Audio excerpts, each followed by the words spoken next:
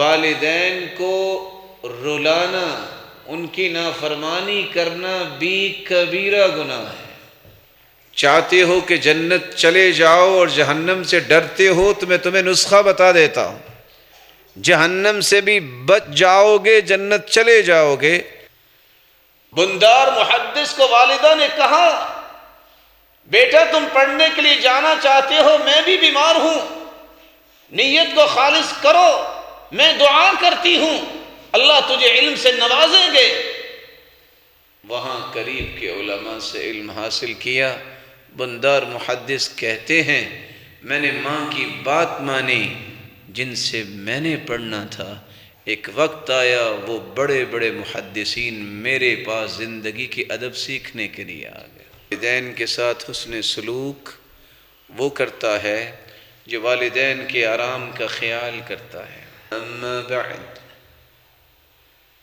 فاعوذ باللہ من الشیطان الرجیم۔ وَقَضَى رَبُّكَ أَلَّا تَعْبُدُوا إِلَّا إِيَّاهُ وَبِالْوَالِدَيْنِ إِحْسَانًا إِمَّا يَبْلُغَنَّ عِندَكَ الْكِبَرَ أَحَدُهُمَا أَوْ كِلَاهُمَا فَلَا تَقُل لَّهُمَا أُفٍّ وَلَا تَنْهَرْهُمَا وَقُل لَّهُمَا قَوْلًا كَرِيمًا۔ لائق عزت تکریم سامعین مکرم، اللہ ذوالجلال کا بے پناہ احسان ہے جس نے ہمیں مسلمان بنایا، پھر ہماری رشد و ہدایت کے لیے نوشتہ ہدایت قرآن مجید کو نازل کیا، پھر اس کی روشنی میں تربیت اور تزکیہ کرنے کے لیے کائنات کی سب سے اعلیٰ ہستی محمد الرسول اللہ صلی اللہ علیہ وآلہ وسلم کو ہادی و مرشد بنا کے مبعوث فرمایا، جنہوں نے آپ صلی اللہ علیہ وآلہ وسلم کی صحبت کو پسند کیا، آپ کی رفاقت کو پسند کیا، اللہ تعالیٰ نے ان کے ایمان کو قیامت تک آنے والی انسانیت کے ایمان کے لیے میزان، مقیاس اور معیار اور پیمانہ بنا دیا۔ وہ کون سے اصول اور ضابطے تھے جن کی روشنی میں ان کی تربیت کی گئی، جس کے نتیجے میں وہ کائنات کے لیے نمونہ ٹھہرائے گئے؟ ان اصول و ضوابط میں سے ایک اصول یہ تھا کہ وہ والدین کو جہاں نعمت سمجھتے تھے وہاں دنیا جہان میں سب سے زیادہ حسن سلوک کرتے تو والدین کے ساتھ کیا کرتے۔ اللہ تعالیٰ نے جہاں بھی اپنی اطاعت کی بات کی ہے وہاں اپنے رسول کی اطاعت کی بات کی ہے، لیکن یہاں اللہ ذوالجلال نے ایک فیصلہ سنایا ہے، وَقَضَى رَبُّكَ أَلَّا تَعْبُدُوا إِلَّا إِيَّاهُ۔ فیصلہ یہ ہے کہ عبادت اگر کی جائے گی تو صرف ایک اللہ کی عبادت کی جائے گی، اور والدین کے ساتھ احسان کیا جائے گا۔ زندگی کے کسی زاویے میں، کسی موڑ پر والدین کے سامنے اف بھی نہیں کہنا، ڈانٹنا تو دور کی بات ہے۔ رسول اللہ صلی اللہ علیہ وآلہ وسلم نے صحابہ کرام کو یہی سمجھایا تھا، اور انہوں نے ساری زندگی اس پہ عمل کر کے مثال قائم کر دی۔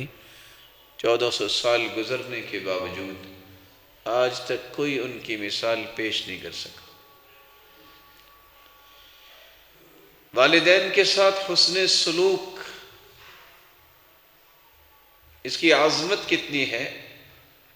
آپ صلی اللہ علیہ وسلم کا فرمان ہے کہ کہ اگر کسی کی یہ خواہش اور تمنا ہو کہ میں نے وہ نیکی کرنی ہے جو دنیا میں سب سے افضل ترین نیکی ہے، تو وہ کیا کرے؟ صحابی نے سوال کر دیا، اے اللہ کے پیارے پیغمبر صلی اللہ علیہ وسلم، دنیا میں سب سے افضل نیکی کون سی ہے؟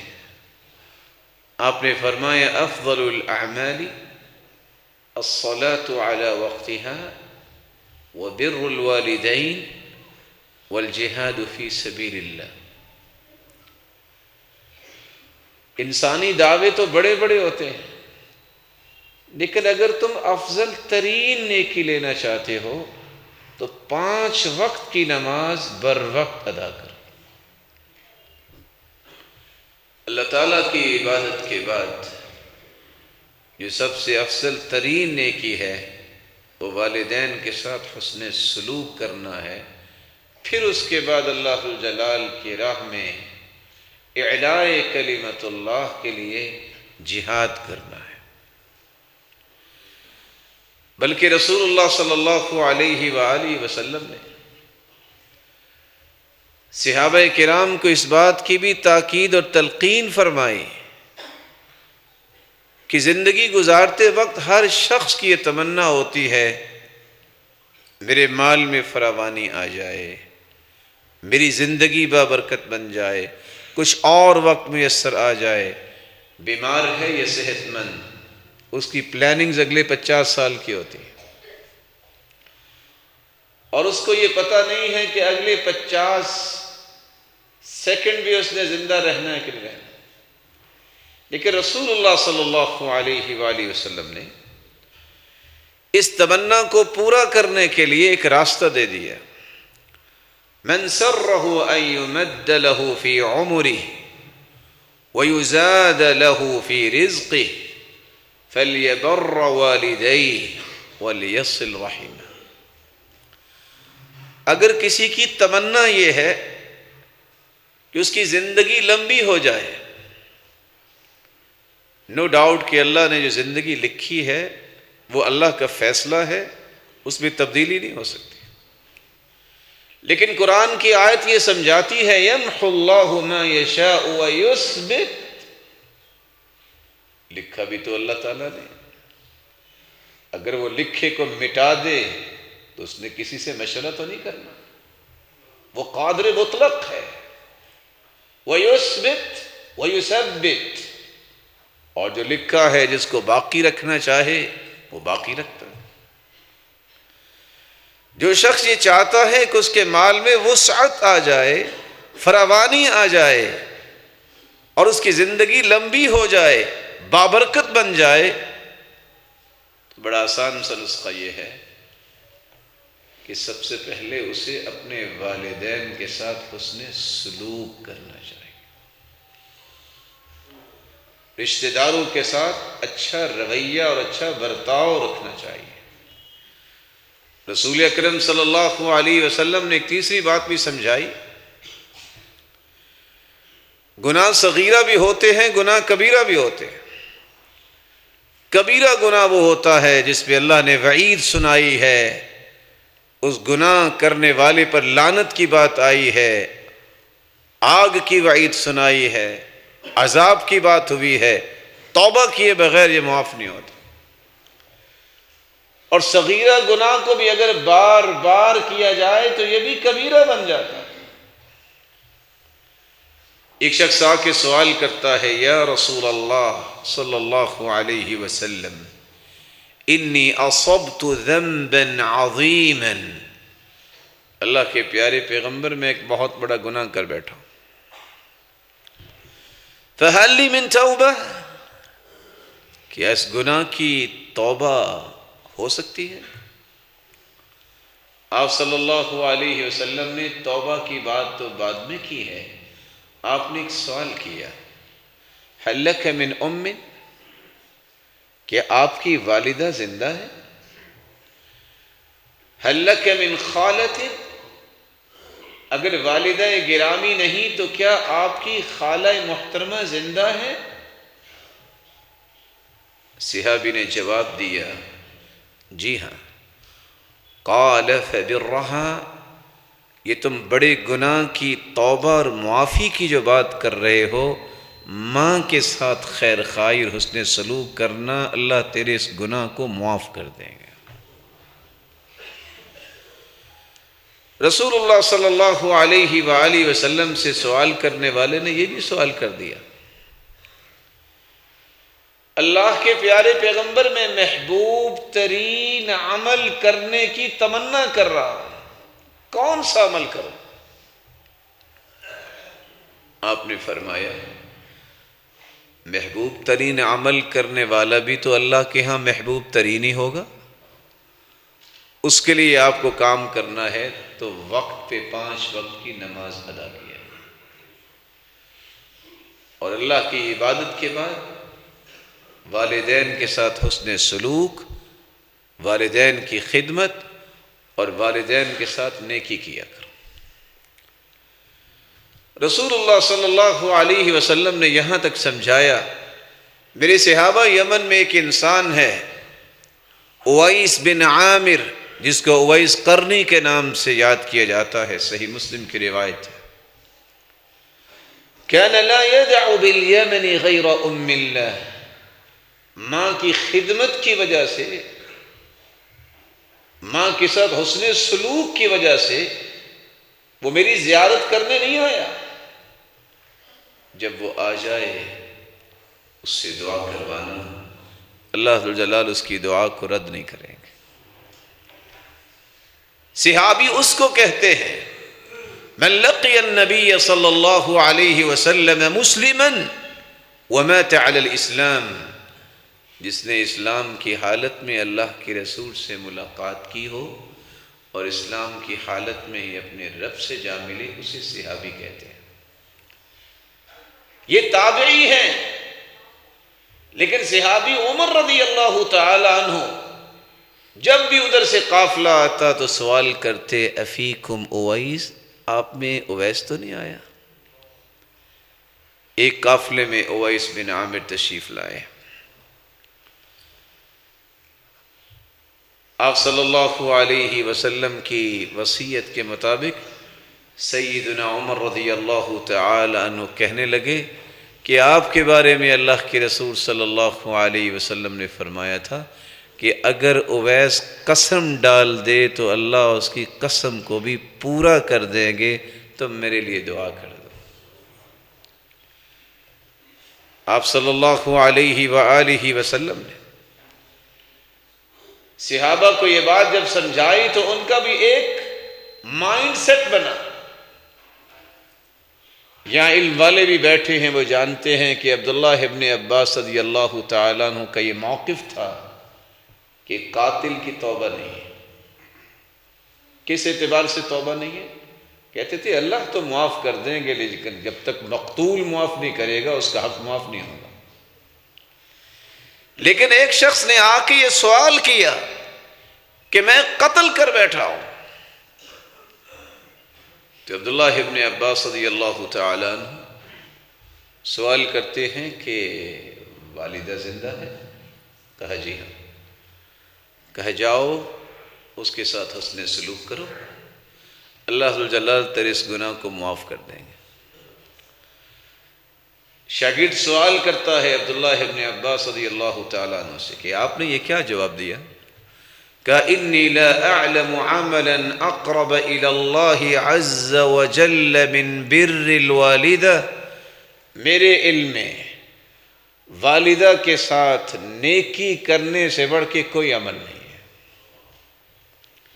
رسول اللہ صلی اللہ علیہ وآلہ وسلم نے صحابہ کرام کو جنت جانے کے لیے آسان رستے کی نشاندہی کرتے ہوئے فرمایا، صحیح مسلم کی روایت ہے، صحابی نے سوال کیا اللہ کے رسول صلی اللہ علیہ وسلم، میرے پاس کوئی زیادہ صلاحیت تو نہیں، بڑا آسان سا رستہ بتا دیجئے کہ میں جنت میں کیسے جاؤں گا۔ ای الاعمال اقرب الى الجنہ، تو آپ صلی اللہ علیہ وسلم نے فرمایا اگر جنت کے متلاشی ہو اور آسانی سے جنت جانا چاہتے ہو تو تم سب سے پہلے اپنی 5 نمازوں کو بر وقت ادا کرنے والے بن جاؤ۔ کیسی وقت کی پابندی؟ رسول اللہ صلی اللہ علیہ وسلم نے فرمایا من صلی للہ 40 یوما فی جماعہ یدرک التکبیرۃ الاولی کتبت له براءتان براءۃ من النار وبراءۃ من النفاق۔ 40 دن جو با جماعت نماز ادا کرتا ہے تکبیر اولی کے ساتھ، 2 انعامات سے نوازا جاتا ہے۔ ایک تو وہ منافق نہیں ہوگا، ایک قیامت کے دن جہنم سے آزاد کر دیا جائے۔ آج ابن سماعہ کہاں سے تلاش کریں جو کہا کرتے تھے 40 سال گزر گئے میں نے کوئی نماز جماعت کے بغیر نہیں پڑھی۔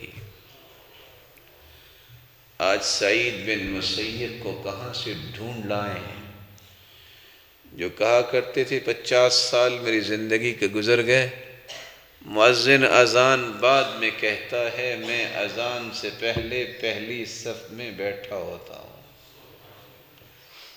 یہ صرف بیٹھنا ہی مقصود نہیں ہے، چونکہ حکم یہ ہے اذا دخل احدکم المسجد فلا یجلس حتى يصلي رکعتین، جب بھی کوئی مسجد میں آئے تو سب سے پہلے 2 رکعتیں پڑھے پھر بیٹھے۔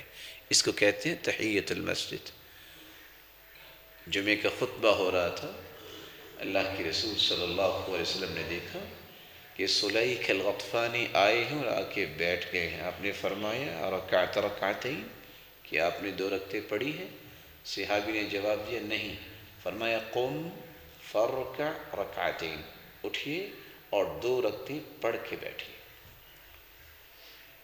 اسی کو تحیۃ المسجد، مسجد کی سلامی کہتے ہیں۔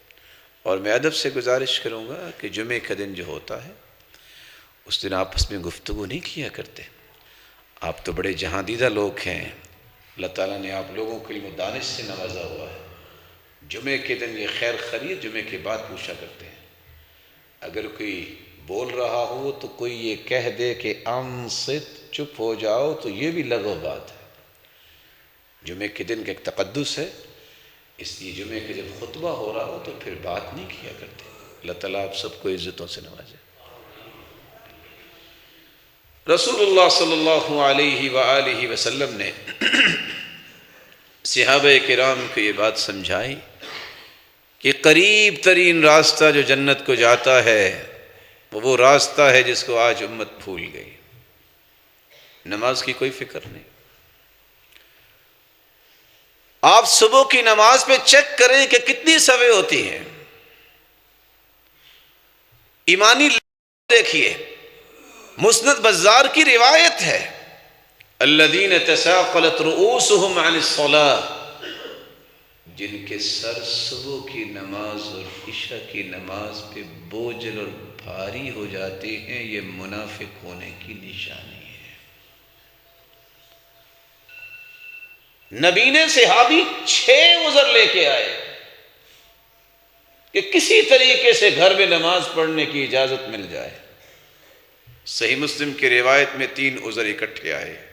یا رسول اللہ صلی اللہ علیہ وسلم انی رجل ضریر البصر، اللہ کے پیارے پیغمبر، نبینا انسان، شاسع الدار، میرا گھر مسجد سے دور ہے، ولیس لی قاعد یلاومنی الی المسجد، اور گھر سے مسجد تک لانے والا بھی کوئی نہیں ہے۔ وَهَلْ تَجِدُ لِي رُخْصَةً أَنْ أُصَلِّيَ فِي بَيْتِي، کیا میرے لیے اجازت نہیں کہ میں گھر میں ہی نماز پڑھ لیا کروں؟ آپ نے ایک سوال کیا، وَهَلْ تَسْمَعُ النِّدَاءَ، کہ آپ اذان سنتے ہیں؟ قَالَ نَعَمْ، اذان تو سنتا ہوں۔ آپ نے جھوٹ بولنا تو سکھایا ہی نہیں ہے، کافر مسجد میں آ کے نماز پڑھ۔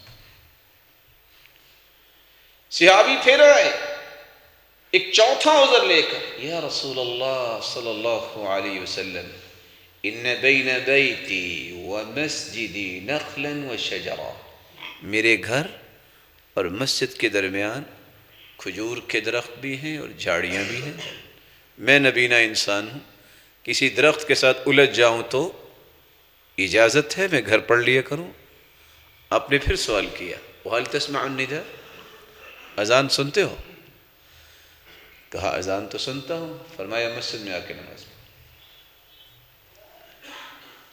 پانچواں عذر لے کے پھر آئے، یا رسول اللہ صلی اللہ علیہ وسلم ان المدینۃ کثیرۃ الہوام والسباع، آپ جانتے ہیں کہ مدینے میں جانور بھی ہیں، درندے بھی ہیں۔ میں نبینا انسان ہوں، اگر کسی جانور کو شوق پیدا ہو جائے اور وہ مجھے ٹکر لگا دے یا کوئی درندہ اپنا ذوق پورا کر لے تو میرا کیا بنے گا؟ گھر میں نماز پڑھ لو۔ قال وهل تسمع المؤذن في البيت الذي انت فيه، یہ بتاؤ کہ جس گھر میں ہو اس میں مؤذن کی آواز پہنچتی ہے؟ قال نعم، آواز تو پہنچتی ہے۔ فرمایا پھر مسجد میں آ کے نماز پڑھو۔ چھٹا عذر لے کے آئے اور سامنے آ کے کھڑے ہو گئے اور فرماتے ہیں یا رسول اللہ انا کما ترانی، آپ تو مجھے دیکھ رہے ہیں، میں تو نہیں آپ کو دیکھ رہا، لیکن آپ تو دیکھ رہے ہیں۔ قد ذهب بصری، نبینا ہو چکا ہوں، ورق عظمی، ہڈیاں بھی باریک ہو چکی ہیں، وجبر سنی، بڑھاپا بھی آ چکا ہے، اب بھی اجازت نہیں کہ میں گھر میں نماز پڑھ لوں۔ قال وهل تسمع حي على الصلاة حي على الفلاح، یہ بتائیے کہ حي على الصلاة اور حي على الفلاح کی آواز پہنچتی ہے؟ کہا یہ آواز تو آتی ہے کہ آؤ کامیابی کی طرف، آؤ نماز کی طرف۔ فرمایا فحي هلا، پھر مسجد میں آ کے نماز پڑھو۔ میں بڑے احترام اور ادب سے سوال کرنا چاہوں گا اپنے معزز محترم مکرم محتشم بھائیوں بزرگوں اور بیٹوں سے، نبینے تھے، گھر مسجد سے دور تھا، کلانے والا نہیں، گھر اور مسجد کے درمیان جھاڑیاں اور درخت ہیں، درندے اور جانور ہیں، بڑھاپا ہے، ہڈیاں کمزور ہو گئی ہیں، اجازت نہیں ملی۔ آج جن کو اللہ نے خوبصورت آنکھوں سے بھی نوازا ہوا ہے، ہر بستی میں ہر جگہ مسجد موجود ہے، لانے والے کی ضرورت کیا، اللہ نے گاڑیوں کی نعمتیں بھی عطا کی ہوئی ہیں، پھر کوئی خطرہ نہیں ہے، بڑھاپا نہیں ہے۔ ان 6 عذروں کی عدم موجودگی میں بھی وہ اللہ کے گھر میں آ کے نماز نہیں پڑھتا، بر وقت قیامت کے دن 7واں کون سا عذر پیش کرے گا؟ اور یہاں میں یہ گزارش بھی کرنا چاہوں گا، پہنچائیے ان مسلمانوں کو جو دعویٰ کرتے ہیں کہ مسلمان ہیں، چونکہ کلمہ پڑھ لیا نا، کہ جو شخص نماز نہیں پڑھتا کہتا ہے ضرورت نہیں ہے، انکار بھی کرتا ہے، معاند بھی ہے، ایسا انسان فوت ہو جائے بغیر توبہ کے تو کتابیں 5 باتیں بیان کرتی ہیں۔ لا یغسل، اس کو غسل نہیں دیا جائے گا۔ لا یکفن، اس کو کفن نہیں پہنایا جائے گا۔ ولا یصلی علیہ، اس کی نماز جنازہ نہیں پڑھی جاتی۔ ولا یدعى له بالمغفرہ، اس کی بخشش کی دعا نہیں کی جاتی۔ ولا يدفن في مقابر المسلمین، اور اسے مسلمانوں کے قبرستان میں دفنایا نہیں جاتا۔ اللہ ذوالجلال ہر ایک کو نماز کا پابند بنا دے۔ جنت میں جانے کا سب سے آسان راستہ جو ہے، سب سے پہلے نماز با جماعت پابندی سے ادا کی جائے، اور دوسرا کام والدین کے ساتھ حسن سلوک کیا جائے۔ کیسے پتہ چلے گا؟ میرا اور آپ کا دعویٰ تو ہے کہ ہم والدین سے بڑا اچھا سلوک کرتے ہیں۔ میئرز کیا ہے؟ کیسے میں دیکھ سکتا ہوں کہ ہاں شریعت کی نظر میں حسن سلوک کرنے والا ہوں کہ نہیں؟ اس کی سب سے پہلی نشانی یہ ہے کہ والدین کے حسن سلوک کرنے والا وہ ہوتا ہے جس شخص کو اللہ ذوالجلال نے یہ توفیق عطا کر دی ہے کہ وہ والدین کے ساتھ نرمی سے بات کرتا ہے۔ طیسلہ ابن میاس رضی اللہ تعالی عنہ بیان کرتے ہیں، میں نے اللہ کے رسول صلی اللہ علیہ وآلہ وسلم کے صحابی عبداللہ ابن عمر رضی اللہ تعالی عنہ سے کہا کہ مجھ سے کچھ گناہ ہو گیا ہے، لگتا ہے کہ میں کبیرہ گناہ کر بیٹھا ہوں۔ سیدنا عبداللہ ابن عمر رضی اللہ تعالی عنہ نے بیان کیا کہ دیکھو کبیرہ گناہ جو ہیں، شرک یہ کبیرہ گناہ ہے، کسی کو ناحق قتل کرنا یہ کبیرہ گناہ ہے، میدانی کارزار سے دوڑ جانا، بزدلی دکھانا یہ کبیرہ گناہ ہے، کسی پاک دامن عورت پر تہمت الزام لگانا یہ کبیرہ گناہ ہے، سود کھانا یہ کبیرہ گناہ ہے، یتیم کا مال کھانا یہ کبیرہ گناہ ہے، مسجد میں فساد کرنا یہ بھی کبیرہ گناہ ہے، مراد بیت اللہ ہے، اور والدین کو رلانا، ان کی نافرمانی کرنا بھی کبیرہ گناہ ہے۔ رسول اللہ صلی اللہ علیہ وآلہ وسلم کے صحابی فرماتے ہیں اگر تم چاہتے ہو کہ جنت چلے جاؤ اور جہنم سے ڈرتے ہو تو میں تمہیں نسخہ بتا دیتا ہوں، جہنم سے بھی بچ جاؤ گے، جنت چلے جاؤ گے۔ لو ألنت لها الكلام وأطعمتها الطعام لتدخلن الجنة ما اجتنبت الكبائر۔ اے طیصلہ یاد رکھنا، اگر تم کبیرہ گناہوں سے بچ جاؤ، ماں سے گفتگو کرتے وقت نرمی اختیار کر لو، اچھی گفتگو کرو اور اسے کھانا کھلاؤ تو تیرے لیے جنت جانا آسان ہو جائے گا۔ حسن سلوک وہ کرتا ہے جو والدین کے ساتھ نرمی کا برتاؤ کرتا ہے، جو تو تکرار کے ساتھ بات کرتا ہے سمجھ لے وہ حسن سلوک نہیں کرتا۔ ابن عون بیان کرتے ہیں محمد بن سیرین کے پاس ایک جانے والا گیا، محمد بن سیرین، احمد بن سیرین، حفصہ بنت سیرین، تینوں بہن بھائی محدث تھے۔ دیکھا کہ محمد بن سیرین والدہ کے پاس بیٹھے ہیں سر جھکا کے، دیکھنے والے نے دیکھا اور سوال کیا کہ محمد بن سیرین بیمار ہیں؟ جواب دینے والے نے جواب دیا یہ ادب ہے، وہ جب بھی والدہ کے پاس بیٹھتے ہیں تو اسی ادب کے ساتھ ہی بیٹھتے ہیں۔ ہشام ابن حسام بیان کرتے ہیں کہ محمد بن سیرین جب بھی بات کرتے یوں لگتا کہ وہ التجا کر رہے ہیں والدہ گرامی سے۔ رسول اللہ صلی اللہ علیہ وآلہ وسلم نے صحابہ کرام کو یہ تربیت دی تھی، دنیا میں سب سے زیادہ ماں کی خدمت کرنے والے اور حسن سلوک کرنے والے دو انسان تھے، عثمان ابن عفان، حارثہ ابن النعمان۔ اللہ کے پیارے پیغمبر فرماتے ہیں کہ میں خواب میں جنت میں گیا، وہاں قرآن کی تلاوت سنی، میں نے پوچھا من ھذا، یہ قرآن کی تلاوت کس کی ہے؟ جواب ملا حارثہ بن النعمان، یہ حارثہ بن نعمان کی تلاوت۔ وہ دنیا میں بیٹھے قرآن کی تلاوت کرتے، ان کی آواز جنت میں پہنچتی۔ اور آپ مسلمان ہیں، مومن ہیں، اللہ آپ سب کو عزتوں سے نوازے۔ عبداللہ بن مسعود کی روایت ہے کہ زمین سے آسمان تک کا فاصلہ 500 سال کا، اور آسمان کی تھکنس جو ہے وہ 500 سال کی ہے، ساتوں آسمان اسی طرح، اس کے اوپر کرسی ہے، وسع کرسیہ السماوات والارض، جس نے پورے زمین و آسمان کو گھیرا ہو.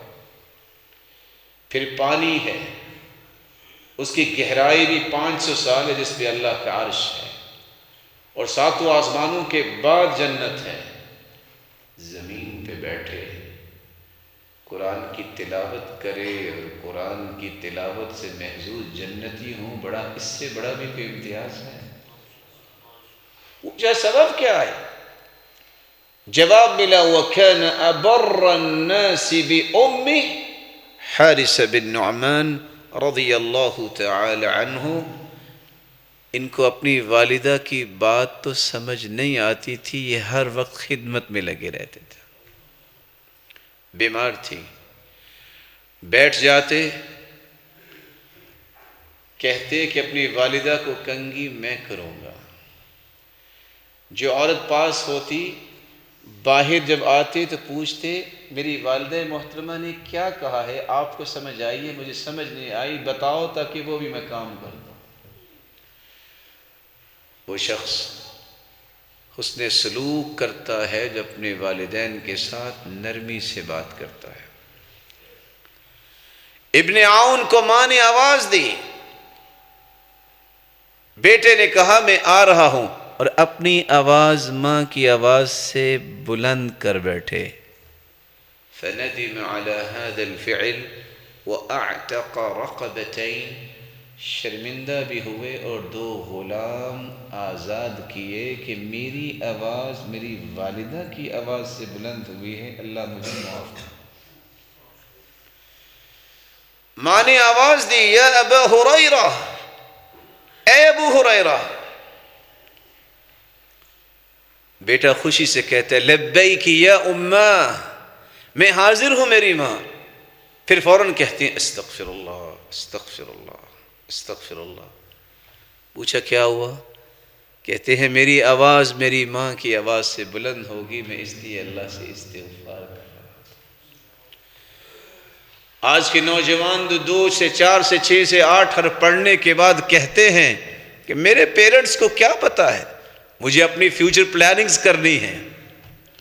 ہم ان کتابوں کو قابل ضبطی سمجھتے ہیں جن کو پڑھنے سے بچے والدین کو خبطی سمجھتے ہیں.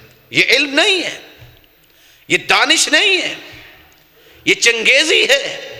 یہ وہ محروم لوگ ہیں جو اپنے والدین کو مصیبت سمجھتے ہیں، حالانکہ حدیث یہ بتاتی ہے کہ دنیا کی مصیبتوں کو اگر تم ختم کرنا چاہتے ہو تو اللہ ذوالجلال کی رحمت کے بعد والدین کے ساتھ نیکی کرنے سے دنیا کی مصیبتیں چھٹ جائیں.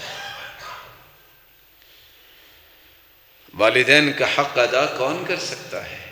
رسول اللہ صلی اللہ علیہ وآلہ وسلم کے صحابی بیان کرتے ہیں ابو بردہ، میں نے ایک ایسے آدمی کو دیکھا جو یمن سے آیا تھا اور اپنی والدہ کو اٹھا کے طواف کر رہا تھا. ادب المفرد کی روایت ہے، اور یہ کہہ رہا تھا انی لها بعیرها المذلل ان ازعرت رکابها لم ازعروا. میری سواری اگر تھک بھی جائے تو میں نہیں تھکوں گا، میں نے اپنی والدہ کو اٹھایا ہے اور میں اپنی والدہ کی سواری. اس دور میں جہاز نہیں تھے. یہ یمن سے آنے والا شخص جو رسول اللہ صلی اللہ علیہ وسلم کی سنت کے مطابق سکھائے گئے طریقوں کے مطابق عمرہ کر رہا ہے، ماں کو اٹھا کے طواف کر رہا ہے. آج بھی نیٹ کی دنیا میں جائیے، 1148 کلومیٹر زمینی فاصلہ بنتا ہے جو ماں کو کندھے پہ اٹھا کے لایا اور آ کے طواف کیا اور پھر پوچھا میں نے ماں کا حق ادا کر دیا. تو عبداللہ ابن عمر نے فرمایا تھا وَلَوْ بِزَفْرَةٍ مِّن زَفَرَاتِهَا وَلَوْ كَقُلَامَةِ ظُفُرٍ. ایک تکلیف کا بدلہ بھی تم نہیں دے سکے جو ماں کو ولادت کے وقت اٹھانی پڑی. اور دوسری روایت میں آتا ہے خراسان سے ایک شخص آیا اور آ کے کہتا ہے حملت امی علی رقبتی من خراسان، میں نے خراسان سے اپنے کندھے پہ اپنی ماں کو اٹھایا اور مدت کے بعد پہنچا ہوں۔ میں نے حج کیا ہے، کروایا ہے، بتائیے میں نے اپنی والدہ کا حق ادا کر دیا؟ خراسان آج بھی ذرا زمینی فاصلہ چیک کیجئے، 3486 کلومیٹر زمینی فاصلہ ہے۔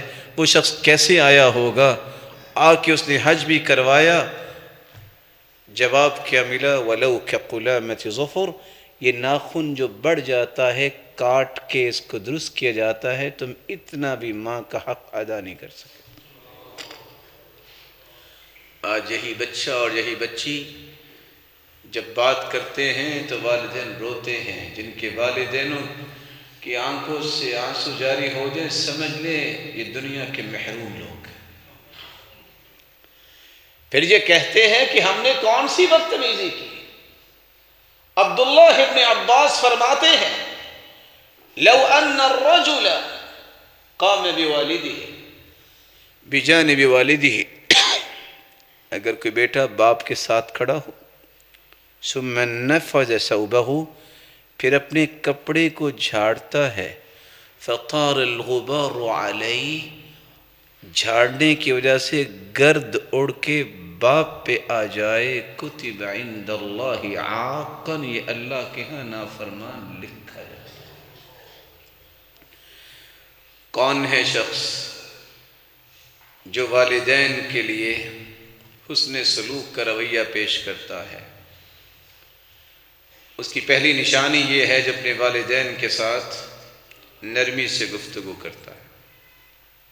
دوسری نشانی، والدین کی خدمت میں جو صلاحیت ہے، جو مال ہے، اس کو خرچ کرنے میں دریغ نہیں کرتا۔ رسول اللہ صلی اللہ علیہ وآلہ وسلم نے صحابہ کرام کو یہی سمجھایا۔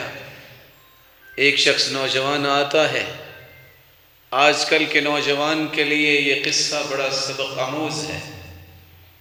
اس نے بھی آ کے کہا کہ ان ابی اخذ مالی، میرے باپ نے میرا مال لے لیا ہے۔ اللہ کے رسول صلی اللہ علیہ وسلم نے فرمایا اسے بلائیے۔ جب والد کو یہ اطلاع پہنچی کہ اللہ کے رسول کے پاس میری شکایت پہنچی ہے، تو والد نے دل ہی دل میں کچھ باتیں کہیں، میں سمعت اذنائی، میں سمعت اذناہ، اس کے کانوں نے بھی نہیں سنی۔ اللہ عز و جلال نے اپنے پیغمبر کو اس بات کی اطلاع دی۔ جب وہ آئے تو اللہ کے رسول صلی اللہ علیہ وسلم نے فرمایا آپ کیا کہہ رہے تھے؟ اس والد نے کہا میں نے کیا کہنا تھا؟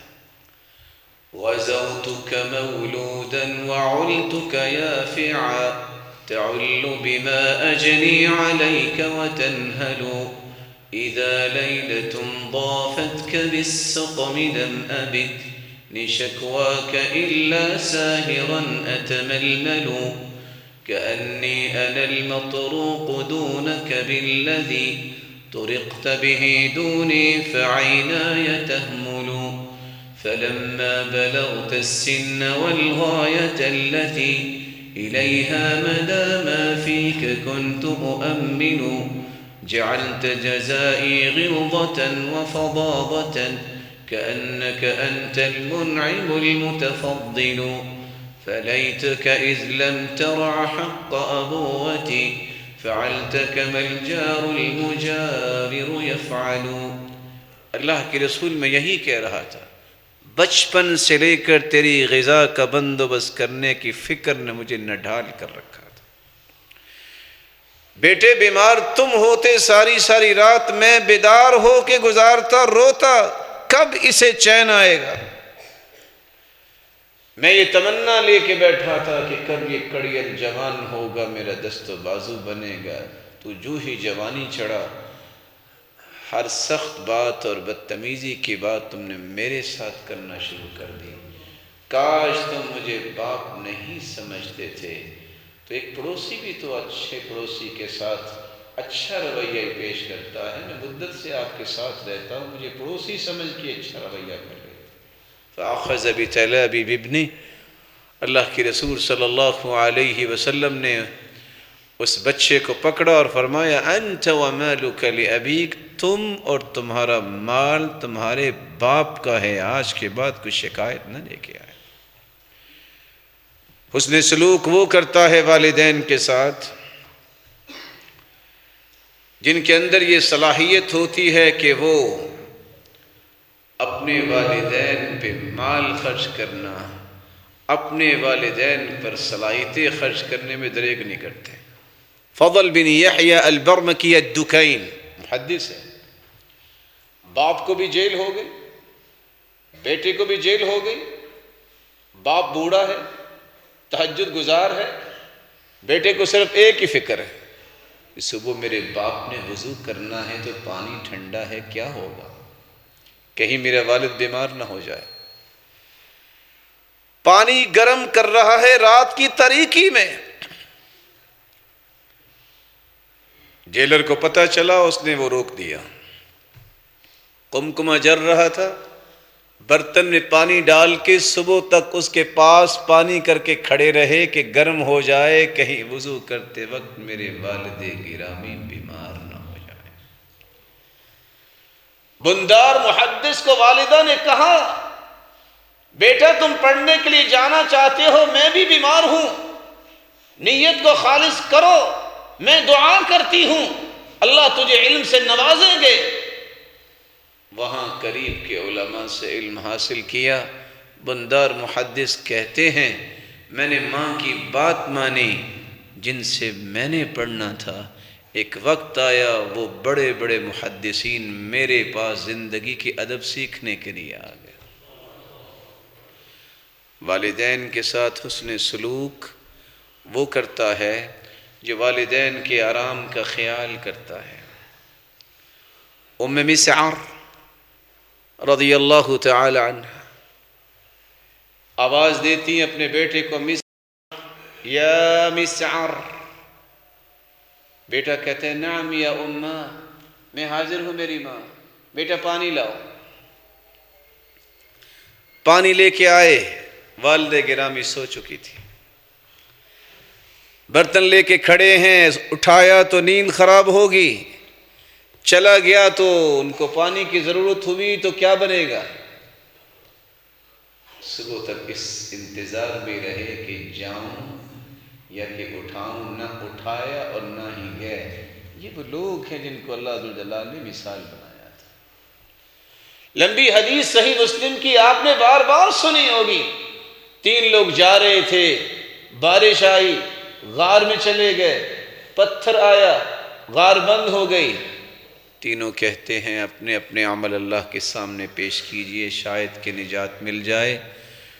ہر ایک نے اپنا عمل پیش کیا، ان میں سے ایک وہ تھا جس نے کہا اے اللہ تو جانتا ہے، ایک شخص کو میں نے اجرت پہ رکھا، وہ ناراض ہو کے چلا گیا، اس نے اجرت نہیں لی، میں نے اسی کی اجرت کے جانور خریدے، کرتے کرتے ایک ریوڑ بن گیا، پھر دوبارہ وہ آیا کہ میری اجرت دو، میں نے کہا یہ ریوڑ لے جاؤ۔ اس نے کہا آپ مذاق کر رہے ہو، کہا یہ تیرا ہی مال تھا۔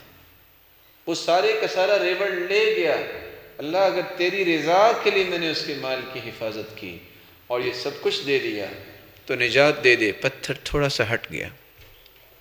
دوسرا وہ بھی تھا، اے اللہ تو جانتا ہے میں ہر روز دودھ لے کے آتا تو والدین کو پہلے پلاتا، ایک دن میں آیا والدین سو چکے تھے، فوجدتهما نائمین کرہت ان اوقظهما من نومهما، نہ میں نے انہیں اٹھانا پسند کیا نہ ان سے پہلے بچوں کو دودھ پلانا پسند کیا۔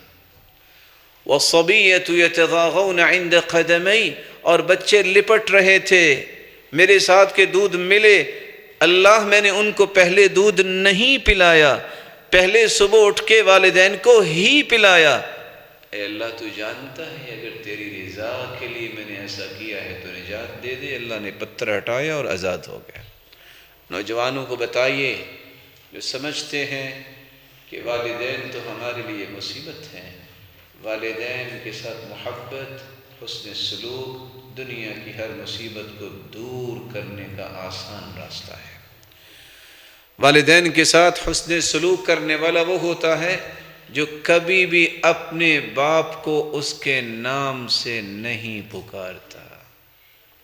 ادب کیا ہے؟ ابو ہریرہ رضی اللہ تعالی عنہ نے دو لوگوں کو دیکھا، پوچھا آپ کون ہیں؟ کہا یہ میرے والد گرامی ہیں، میں ان کا بیٹا ہوں۔ کہا اگر یہ آپ کے والد ہیں تو آپ کو ایک بات بتاؤں، لا تسمیہ باسمہ، کبھی اس کا نام لے کے نہ پکارنا، ولا تمشی امامہ، کبھی ان کے آگے نہ چلنا، ولا تجلس قبلہ، جب بیٹھنے لگے تو جب تک باپ نہ بیٹھ جائے تم اس وقت تک نہ بیٹھنا۔ یہ صحابہ ادب سکھایا کرتے۔ رسول اللہ صلی اللہ علیہ وآلہ وسلم کے دین کو پھیلانے والوں میں ایک شخص طاؤس بن کیسان بھی ہے۔ طاؤس بن کیسان کہا کرتے تھے یہ بدتمیزی ہے، ان من الجفاء ان يدعو الرجل والدہ باسمہ، کہ کوئی شخص اپنے باپ کو نام لے کر پکارے، یہ تمیز سے خالی انسان ہے۔ طلق بن حبیب بڑے ہی زاہد اور بڑے ہی پرہیزگار تھے، لیکن اگر والدہ گرامی صحن میں بیٹھی ہوتی وہ چھت پہ نہ جاتے، کہتے نہیں والدہ کا احترام ہے۔ رسول اللہ صلی اللہ علیہ وآلہ وسلم نے یہ بات بھی سمجھائی تھی کہ والدین کی دعا بھی قبول ہوتی ہے اور بد دعا بھی، اس لیے نہ کبھی ان کی دعا سے محروم رہا کرو، نہ کبھی بد دعا لیا کرو۔ ثلاث دعوات یستجاب لہن لا شک فیہن، تین ایسی دعائیں ہیں جن کو اللہ جلال قبول فرماتے ہیں، جن میں کوئی شک کی گنجائش نہیں۔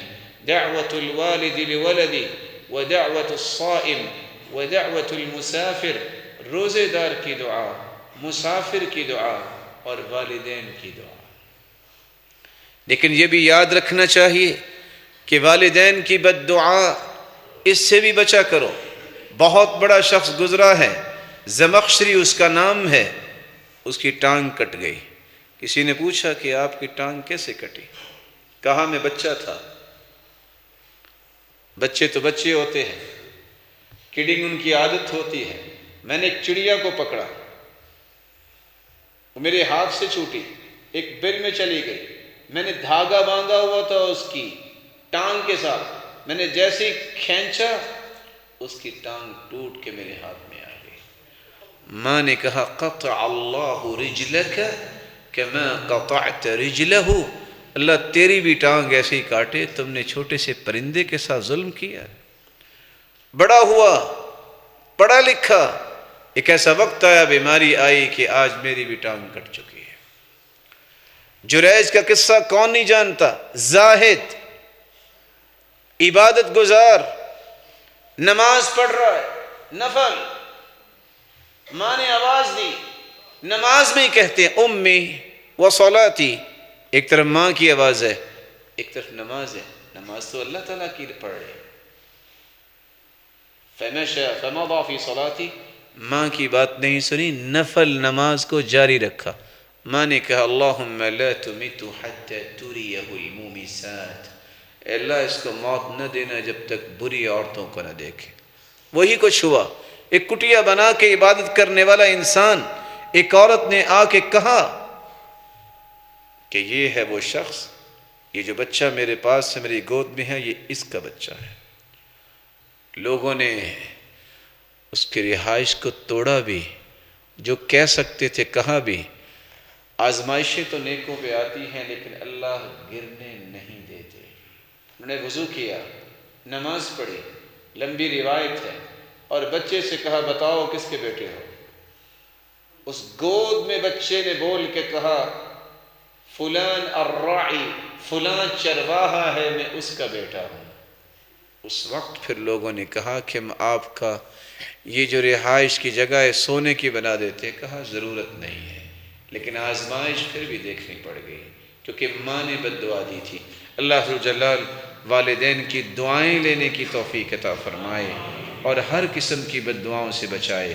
اور یاد رکھیے گا اپنے والدین کو جس طرح آپ ان سے دعائیں لیتے ہیں، بد دعاؤں سے بچتے ہیں، کبھی اپنے بچوں کو بھی بد دعا نہ دیا کریں۔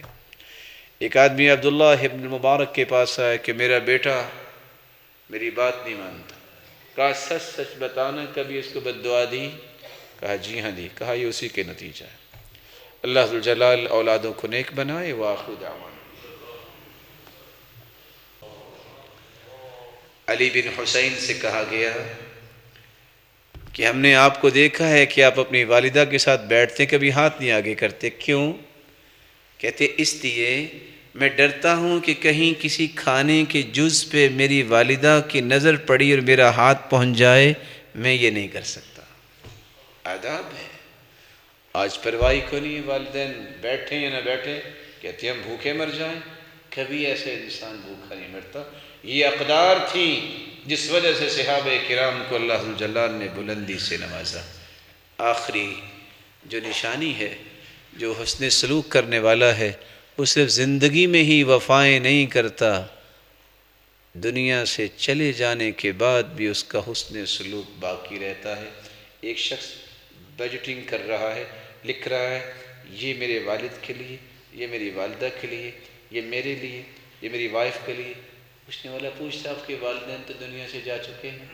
کہا کمال کے آدمی ہو، وہ دنیا سے گئے ہیں، ان کے ساتھ نیکی کرنا تو نہیں چلا گیا؟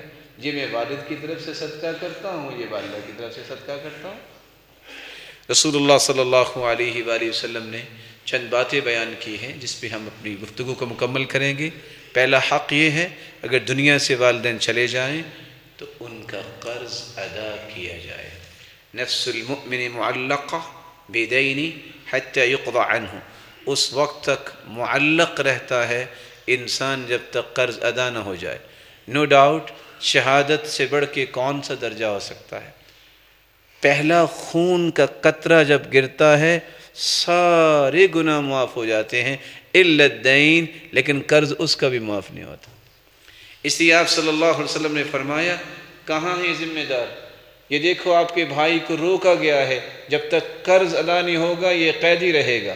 تو اولاد کی ذمہ داری ہے کہ سب سے پہلے قرض ادا کرے۔ دوسری ذمہ داری، اگر انہوں نے کوئی نظر مانی ہے اس نظر کو پورا کیا جائے۔ جوہینہ قبیلے کی ایک عورت آئی اور آ کے کہتی ہے اللہ کے رسول صلی اللہ علیہ وسلم میری ماں نے حج کی نظر مانی تھی، کیا کیا جائے؟ فرمایا اوفی بنظری، اپنی نظر کو پورا کرو، تمہاری والدہ کی ان کی نظر کو پورا کرنا ذمہ داری ہے۔ تیسری بات صدقہ کرنا۔ رسول اللہ صلی اللہ علیہ وآلہ وسلم نے صحابی کو حکم دیا جن کو صبر نہیں آ رہا تھا، سعد رضی اللہ تعالیٰ عنہ کو، وہ کہتے ہیں میں کیسے ماں کے ساتھ نیکی کر سکتا ہوں؟ کہا تم پانی کا بندوبست کرو۔ رسول اللہ صلی اللہ علیہ وسلم کے صحابی نے یہ طے کر لیا کہ میں آئندہ جہاں بھی پانی کی قلت ہوگی اس کو پورا کروں گا، اور یہ اقدار اولادوں میں منتقل کرتے تھے۔ وہ اتفاق سے ریاض کا ایک معمولی سا قصہ ہے، ایک شخص نے یہ حدیث سنی، والدہ اس کی بھی اللہ کے پاس گئی، ہر مسجد میں پانی کا بندوبست کرتا۔ ڈیوٹی سے نماز پڑھنے آئے، دیکھا کہ ٹھنڈا پانی نہیں، کہا اچھا جب میں آف کروں گا تو میں یہ کام کروں گا۔ جب آئے تو دیکھا تو بندوبست ہو چکا تھا، بیٹھ کے رونے لگ گیا۔ امام نے پوچھا کیا ہوا؟ کہتے یہ قسمت میں نیکی نہیں تھی۔ کہا کیوں پریشان ہو؟ پتہ یہ کس نے لگوایا؟ تمہارا بیٹا ہی تو لگوا کے گیا ہے۔ جب باپ نیکی کرے گا، والدہ نیکی کرے گی تو یہ اولادوں میں بھی منتقل ہوتی ہے۔ رسول اللہ صلی اللہ علیہ وآلہ وسلم نے فرمایا کہ والدین کے بہن بھائیوں کے ساتھ اچھا رویہ کرنے سے والدین کو اجر ملتا ہے۔ یہ ذمہ داری ہے۔ پانچویں ذمہ داری، من احب ان یصل اباہ فی قبری، کسی کے والدین دنیا سے جا چکے ہوں، ان کو نیکی پہنچانا چاہتے ہیں، فلیصل اخوان ابیہ من بعدی، ان کے بعد اپنے چچا، اپنے تایا اور ان کی بہنوں کے ساتھ اچھا رویہ کریں، اور اچھے رویے کے نتیجے میں نیکیاں ان تک پہنچے گی۔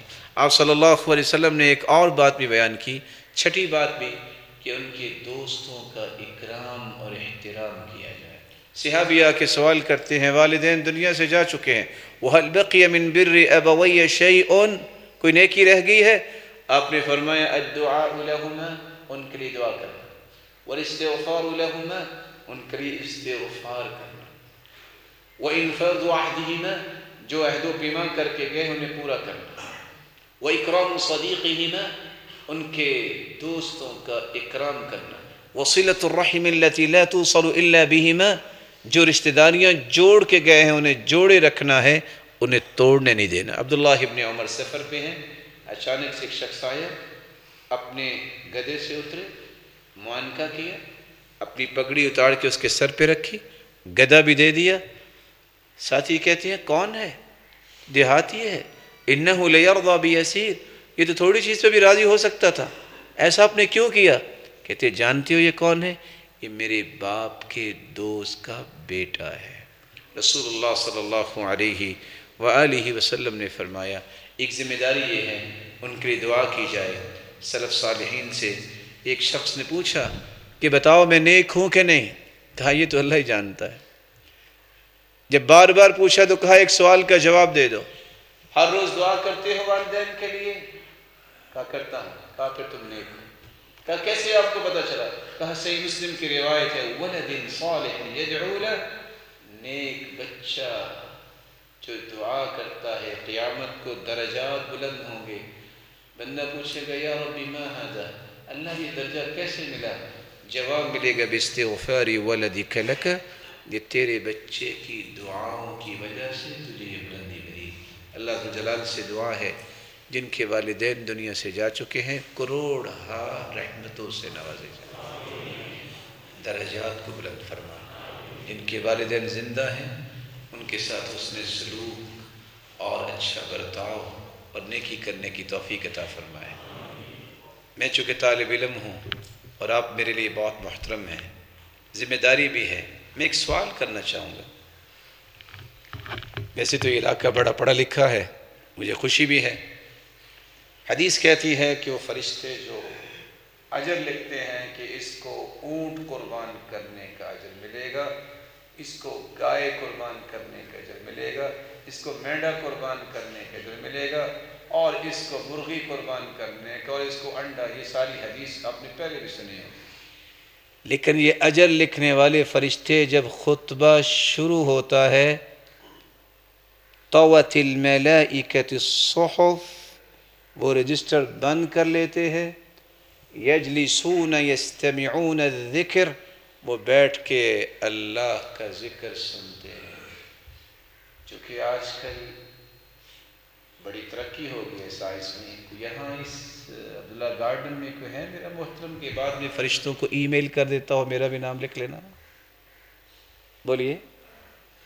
جو لیٹ آئے ہیں وہ کس طرح فرشتے کو اپنا نام لکھواتے ہوں گے؟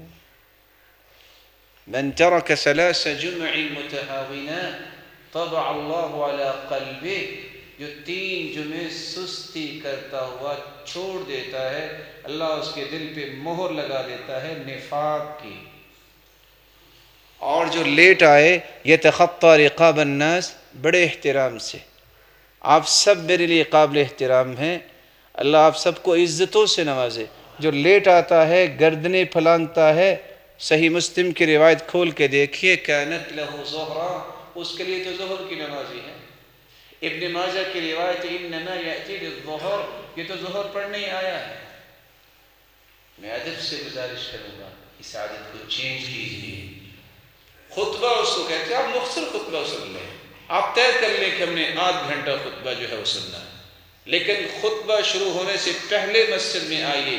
یہ آپ کے چھوٹے بھائی کی گزارش ہے آپ کی خدمت میں, اس سے پہلے کہ یہ وقت ختم ہو جائے زندگی کا اور قیامت کو سوائے حسرت کے کوئی میرے اور آپ کے ہاتھ میں چیز نہ آئے. اللہ ذو جلال مجھے اور آپ کو عمل کی توفیق دے. وآخر